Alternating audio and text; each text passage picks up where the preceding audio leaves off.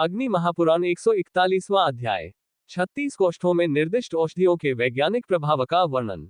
महादेव जी कहते हैं, स्कंद, अब मैं 36 पदु कोष्ठकों में स्थापित की हुई औषधियों का फल बताता हूँ।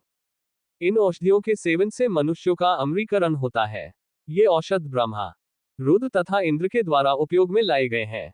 हरित की हरे, अक्षधात्री, आंवला, मरीच, गोलमिर्च, पिप्पली, शिफा, जटामानसी, वहनी, भिलावा, शुंठी, सौंठ, पिप्पली, गुडुची, गिलोय, वाच, निम्ब, वासक, अडूसा, शतमूली, शतावरी, सेंधव, सिंधान्मक, सिंधुवार, कंठकारी, कटेरी, गोक्षुर, गोखरू, बिल्व, बेल, पुनर्नवा, गधपूर्णा, बला, बरियारा, ग्रैंड, मुंडी, रुचक, बिजौरा, नींबू, भूंग, दालचीनी, क्षार, खारा नमक या यवक्षार, पर्पट, पित्त, पापड़ा, धनिया, धनिया, जीरक, जीरा, शतपुष्पी, सौंफ, यवानी, अजवाइन, विडन, वायविडन, खदिर, खैर, कृतमाल, अमलतास, हल्दी, वचा, सिद्धार्थ, सफेद सरसों, ये 36 पदों में स्थापित औषध हैं। क्रमशः 1-2 आदि संख्या वाले ये महान औषध समस्त रोगों को दूर करने वाले तथा अमर बनाने वाले हैं। इतना ही नहीं, पूर्वोक्त सभी कोष्ठों के औषध शरीर में झुर्रियां नहीं पड़ने देते और बालों का पकना रोक देते हैं।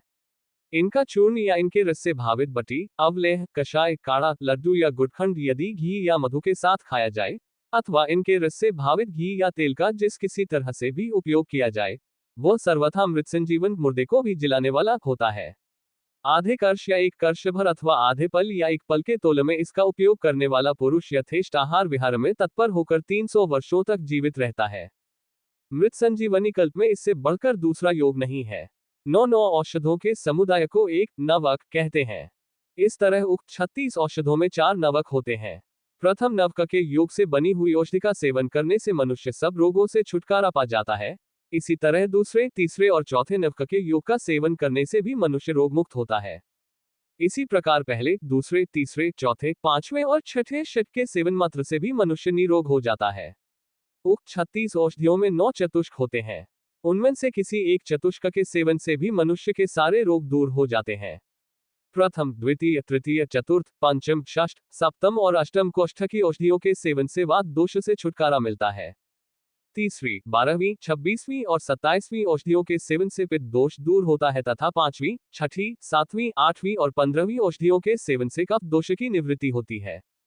34वें, 35वें और 36वें कोष्ठ की औषधों को धारण करने से वशीकरण की सिद्धि होती है तथा ग्रह बाधा, भूत बाधा आदि से लेकर निग्रह पर्यंत सारे संकटों से छुटकारा मिल जाता है।